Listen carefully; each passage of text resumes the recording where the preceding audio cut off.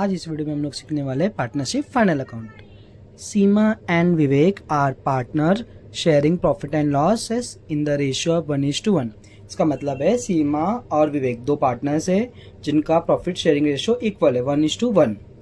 From the following trial balance and additional information prepare trading and profit and loss account for the year ended 31st March 2020 and balance sheet as on that date।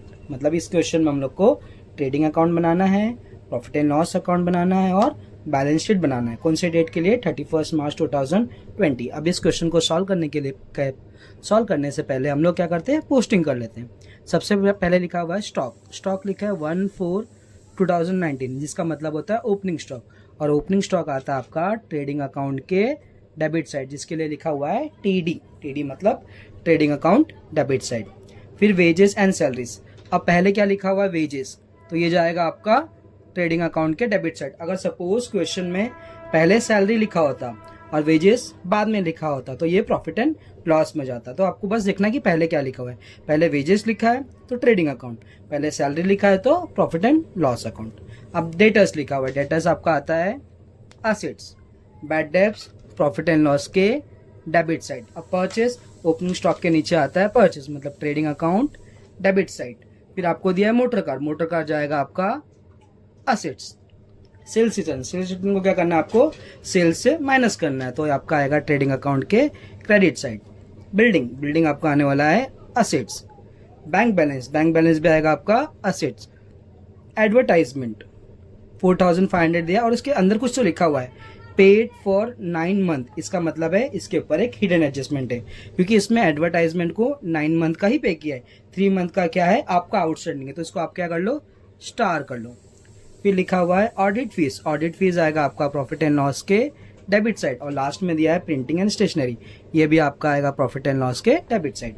अब debit balance हो गया, अब देखते credit balance. सबसे पहला दिया हुआ है कैपिटल जाएगा आपका लाइबिलिटीज में, क्रेडिटर्स जाएगा आपका लाइबिलिटीज में, सेल्स जाएगा ट्रेडिंग अकाउंट के क्रेडिट साइड। बट आपको इस क्वेश्चन में सेल्स रिटर्न भी दिया होता तो आपको सेल को भी स्टार करना है।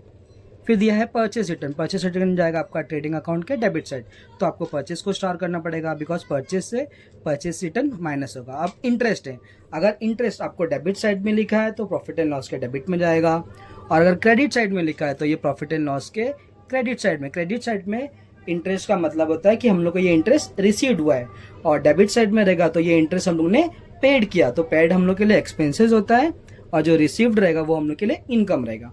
अब हम लोग देखते हैं एडजस्टमेंट। अब ट्रायल बैलेंस के 1 इफेक्ट होते हैं और एडजस्टमेंट के 2 इफेक्ट, ये हम लोगों ने लास्ट वीडियो में भी देखा था।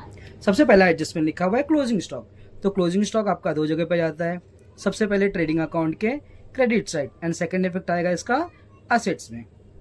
फिर हमें दिया हुआ है depreciate building 5% and motor car by 3%।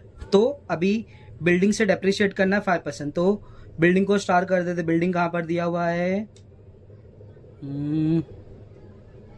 यहाँ पर बिल्डिंग को स्टार कर दिया। फिर आपको दिया है मोटर कार उसके नीचे है, उसको भी स्टार किया। तो आपको क्या करना पड़ेगा, पहले बिल्डिंग से माइनस करना पड़ेगा एंड प्रॉफिट एंड लॉस के डेबिट साइड में। फिर आपको दिया है create a provision for bad debts 1800, ये क्या होगा आपका असेट्स में डेटर्स से माइनस होगा, और फिर प्रॉफिट एंड लॉस के डेबिट में, तो आपको डेटर्स को भी स्टार करना पड़ेगा। ये हो गया। फिर आपका सेकेंड लास्ट एडजस्टमेंट दिया है प्रीपेड एक्सपेंसेस, जिसमें दिया हुआ वेजेस 700, तो प्रीपेड को हम लोग क्या करते हैं माइनस, और सेकेंड इफेक्ट आएगा असेट्स में। अभी वेजेस कहाँ पर है? सबसे पहला, तो वेजेस को भी क्या कर दिया, स्टार कर दिया।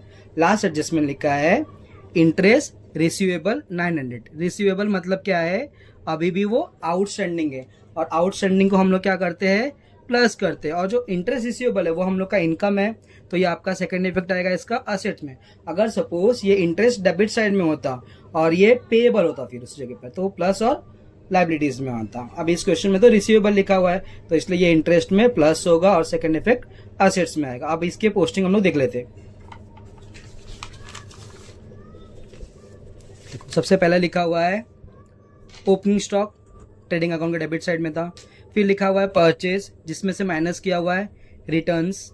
फिर लिखा हुआ है वेजेस। अब वेजेस के ऊपर एडजस्टमेंट था। एडजस्टमेंट क्या था वेजेस के ऊपर?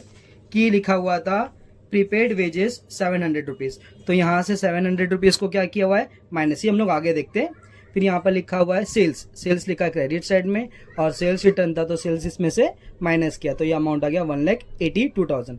ये हम लोग का ट्रेडिंग अकाउंट हो गया। फिर हमें देखना है प्रॉफिट एंड लॉस अकाउंट। अब प्रॉफिट एंड लॉस में पहले बैड डेब्ट्स का फॉर्मेट लिख लेना है। Bad debts, add new bad debts, add RDD less old RDD.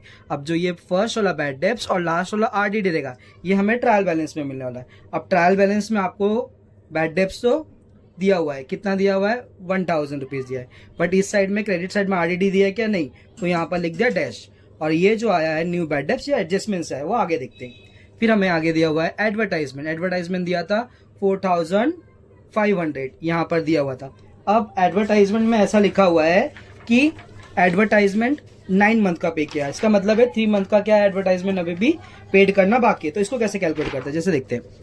Advertisement कितना दिया है 4,500, ठीक है। अब इसमें क्या है 3 मंथ का आउटस्टैंडिंग है, तो जितने मंथ का आउटस्टैंडिंग है वो सामने लिख दो, यहाँ पर हो गया। और कितने मंथ का पेड किया हुआ है 9 मंथ का, तो नीचे आ गया 9, तो 9 से ये 45 कैंसिल हो जाएगा, 9 5 जा 45, तो ये 500 आ गया, 500 इंटू 3 तो आपका हो गया 1500, मतलब आपका अमाउंट आ गया कि 1500 आपका आउटस्टैंडिंग है। फिर यहाँ पर क्या किया है आउटस्टैंडिंग को प्लस कर दिया है एंड सेकेंड इफेक्ट कहाँ आएगा आपका लाइबिलिटीज में आएगा। फिर आपका दिया है audit fees, then printing and stationery, अब ये एडजस्टमेंट है। फिर क्रेडिट साइड में आपका रहेगा इंटरेस्ट। अब देख लेते हैं असेट्स और लाइबिलिटीज के बैलेंस। लाइबिलिटी साइड में पहला आएगा कैपिटल, फिर यहाँ पर आएगा दोनों का कैपिटल, सीमा का है और विवेक का, और क्रेडिटर लिखा हुआ है। और असेट साइड में आएगा building, motor car, debtors, closing stock, prepaid, interest receivable, ये तीनों एडजस्टमेंट। अब एक एक एडजस्टमेंट को देखते हैं कि कैसे इफेक्ट दिए हुए। सबसे पहला एडजस्टमेंट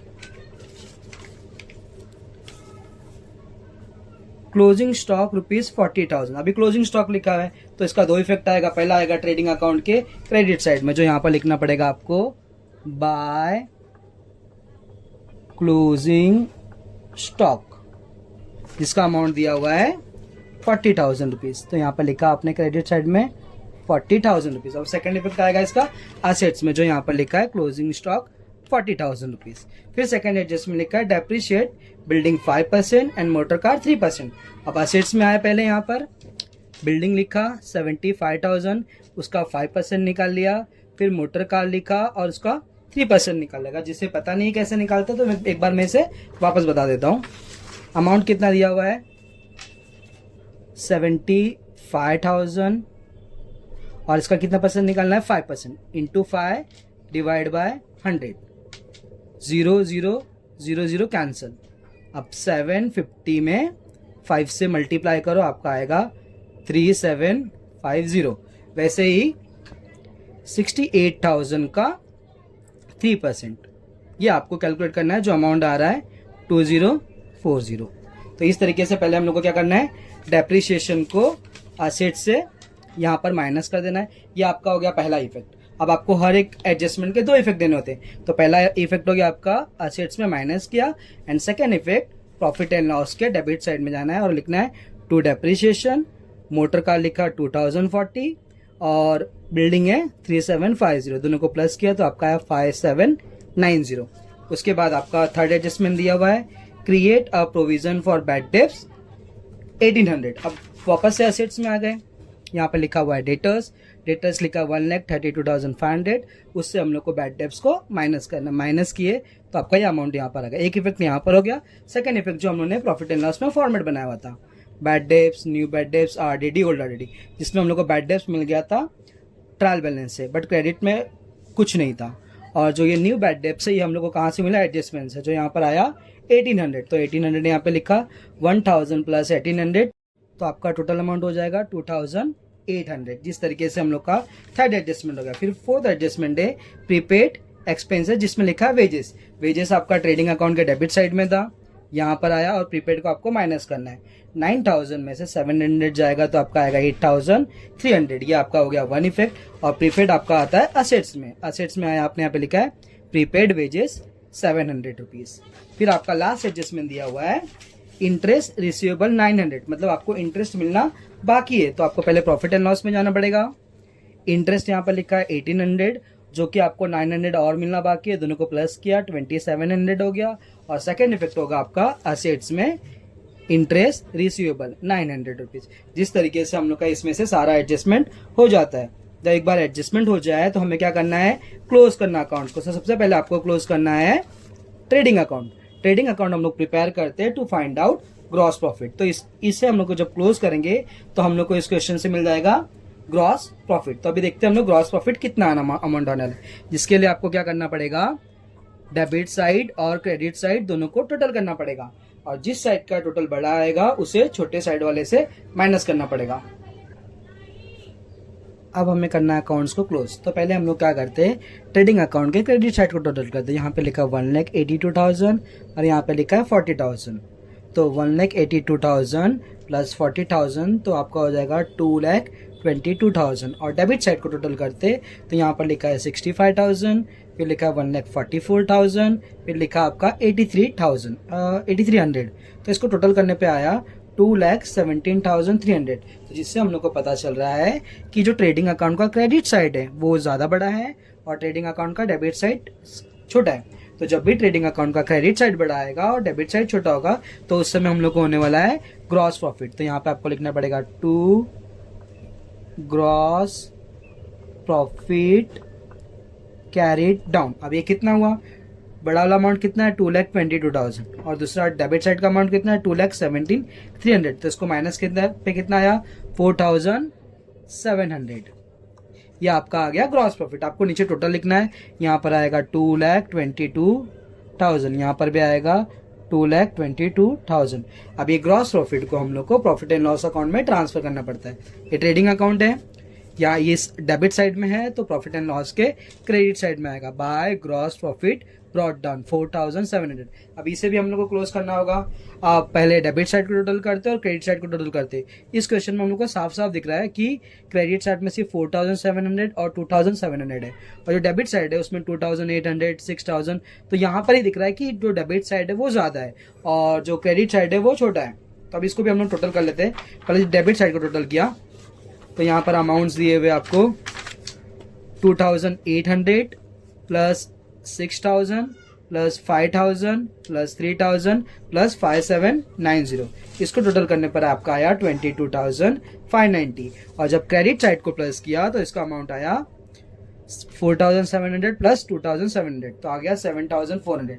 तो आपको दिख रहा है क्लियरली कि डेबिट साइड का बड़ा है और क्रेडिट साइड का छोटा है। तो इसको हम लोग बोलते हैं नेट लॉस और नेट लॉस आपका क्रेडिट साइड में आएगा बाय नेट लॉस। अगर कंपनी में फर्म में प्रॉफिट हुआ तो दोनों पार्टनर शेयर करते हैं, उसी तरीके से अगर लॉस हुआ तो भी दोनों पार्टनर को शेयर करना पड़ेगा। अब इस क्वेश्चन में कौन से दो पार्टनर थे, एक थी सीमा और दूसरा विवेक।